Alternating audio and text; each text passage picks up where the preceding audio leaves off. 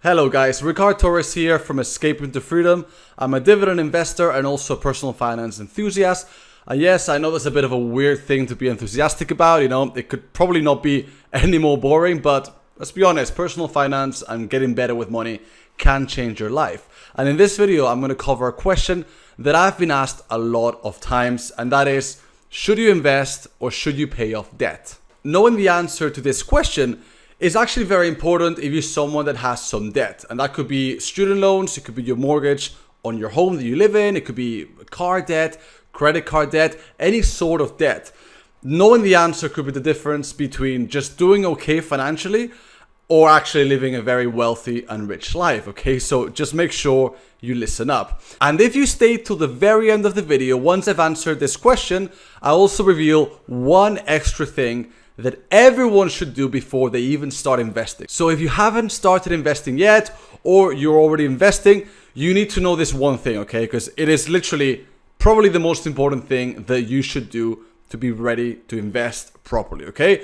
But for now, let's get stuck in with the question, should you invest or should you pay off debt? Let's go. Okay, let's get stuck in with the answer. Should you invest? Should you pay off debt? It all depends, okay? And I know a lot of answers to these questions are it depends, but in this case, it's actually quite simple. It all depends on the interest rate of your debt. As a general rule of thumb, if that interest rate on your debt is higher than the interest or the returns that you can make on your investments, then pay that debt off first. Different kinds of debt have a different interest rate, okay? So your house mortgage, for example, might have quite a low interest rate, like 3, 4%, even 2%. It really depends where you live. But then there's debt, like credit card debt, that has a very high interest rate. And it can be up to like 25%, even more. And according to this article by the Financial Times, the average credit card interest in the US is actually at 17.8%, okay? That is almost 18% that you're paying in interest on that credit card debt. So basically, in that situation, the answer is pretty much straight away, if it's credit card debt, you pay that first and you pay it quickly because it's basically an emergency, okay? 18%, you're not very likely to make an investment that makes you 18% a year, okay? So in credit card debt, just pay that off, okay? And to make sure you understand this, to make sure you understand the whole, interest rate thing, let me give you a quick example. Let's say you've got a regular job and, but you really want to invest, okay? You're saving $500 every month, so that's $6,000 a year. And, you got the itch to invest, okay? You want to really experience what it's like to own stocks. You want to join the many generations of people that have basically become rich with the stock market. So you want to invest, okay? You're feeling that itch to invest. So instead of paying down your debt, your credit card debt at 18%, you're actually choosing to invest in the stock market. So you're taking those $6,000 and investing them into maybe an index fund, something very simple, or even a portfolio of dividend growth stocks. But to make things simple, let's just stick with the average historical returns of the stock market, which are around an 8%. That's probably being a little bit conservative, but let's just say 8%, okay? I think that's quite a realistic expectation. So after 1 year, and again, I'm really simplifying this, but after 1 year, those $6,000 will be $6,480. So, after 1 year, you might look at that and say, wow, man, I've made $500 by doing nothing, okay? That's how much my investments have grown. You might feel pretty good about yourself, but you shouldn't, because what you should have been doing is actually paying down your debt. Because in this scenario, even though you've now got almost $6,500, you've also got $6,000 in debt, in credit card debt. And that is accruing interest at a rate of 18%. So even though your investments are now worth almost $6,500, your debt is now at $7,080. So yeah, sure, you've made almost $500 with your investments, but you've effectively lost almost $1,100 with your debt, okay? In terms of your net worth, in terms of like getting your assets, how much money you've got, etc., and subtracting your liabilities and your debts, you've actually come out worse, okay? You're actually down $600 in that 1 year, which at the risk of sounding obvious is not very good, okay? Now, let's say instead of doing that and instead of investing, you're actually focusing on paying down that debt, okay? So instead of investing those $6,000, okay, same example, you use those $6,000 straight away to cancel out that debt. And again, I'm simplifying things a lot, but yeah, let's just say the 6,000 eliminates the 6,000 debt, okay? So effectively, you've got a net worth of zero, okay? You've not invested anything, which, you know, it's not great, okay? You really wanted to invest because you had that little itch, but at the same time, you don't owe any money to that credit card company, okay? So effectively, you're at zero.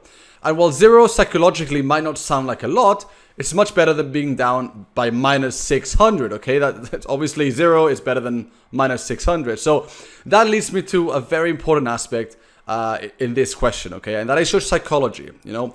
We are emotional beings. We're all humans, at least if you're watching this, I assume you're a human being, and we're very emotional. We let our emotions dictate what we do. And, you know, for some people, they might want to invest. They might want to, you know, feel the rush of investing, feel that their money is growing. Whereas there's other people that would rather pay off debt because psychologically, they don't like the feeling of owing money, okay?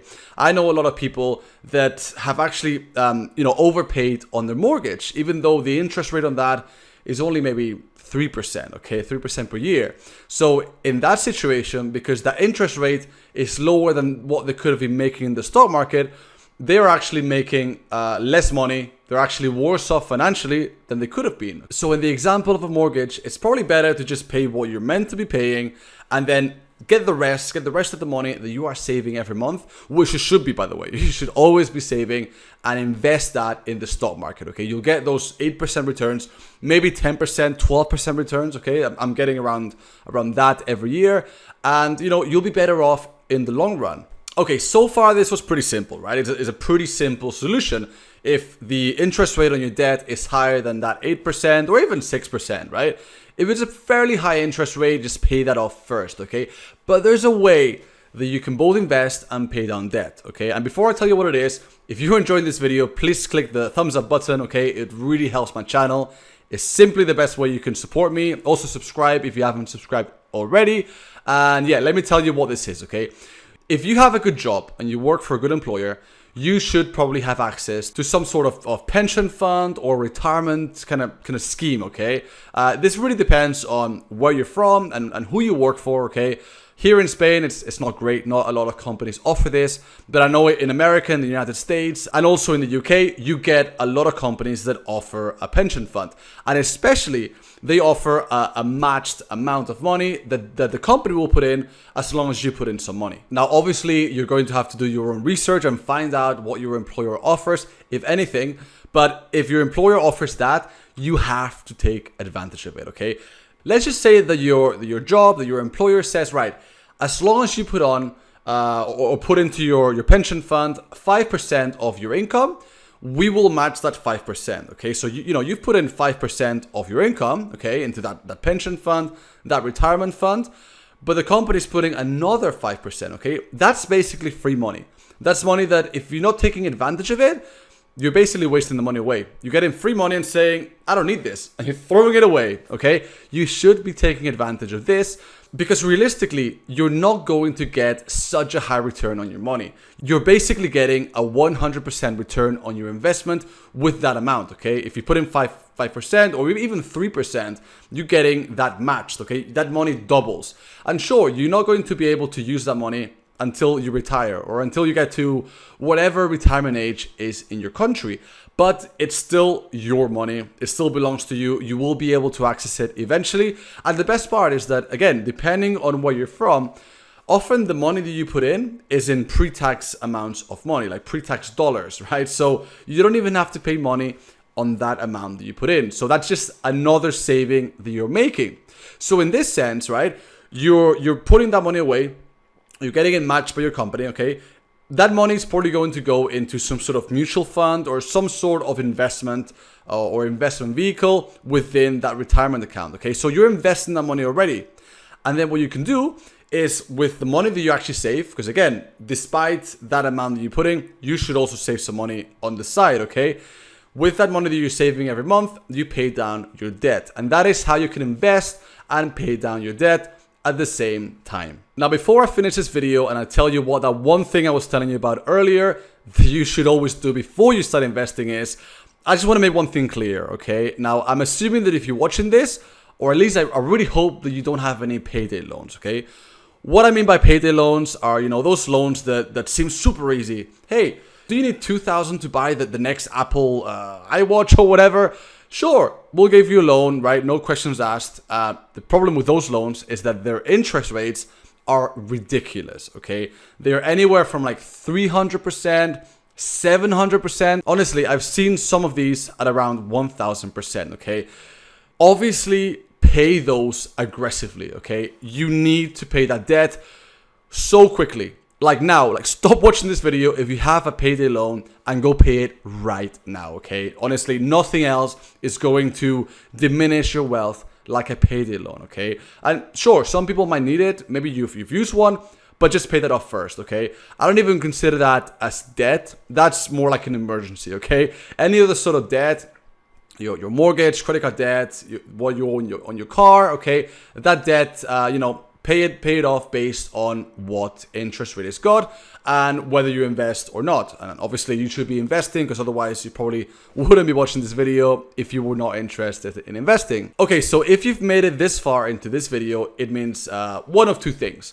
You either want to find out what that one thing is that I've been teasing during all this video, or you just like hanging out with me virtually and hearing the sound of my voice, which I don't get, but thank you. If that's you, give a thumbs up. But let me tell you about that one thing, okay?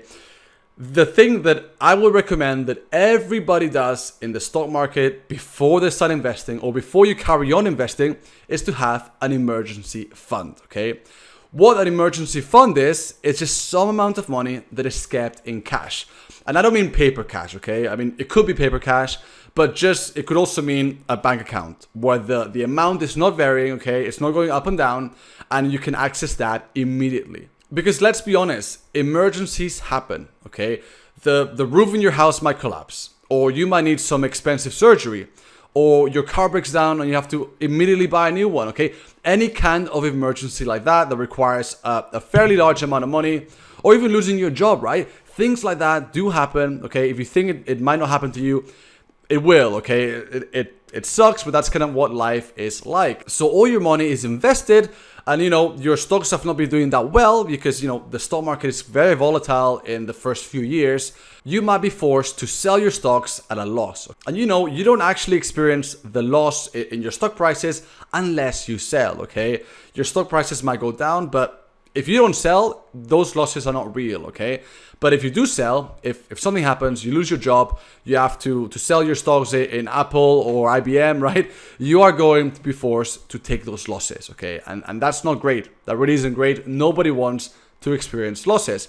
So what you do in that situation is you first build an emergency fund. Now, that can be anywhere from 3 months to 6 months, okay? Most people in the personal finance world will recommend that, okay? Anywhere from 3 to 6 months of your expenses. Not of your income, okay? You don't have to save up 3 or 6 months of your income, just your expenses. And in theory, your expenses should be significantly lower than your income, okay? So that's just a really nice cushion. That means that if you lose your job, you've got that time, okay? You're not desperate to find the first job that comes out. You've got a bit of time to recover, okay? And you're not going to be tempted to dip into your investments, which is the worst thing that you could do, okay? So yeah, that's what I always recommend. Have that emergency fund, okay? Some people might be better off having maybe 12 months worth of expenses, okay? Or even more. I hear people that have like 2 years of expenses. Personally, I'm okay with 3 months, okay?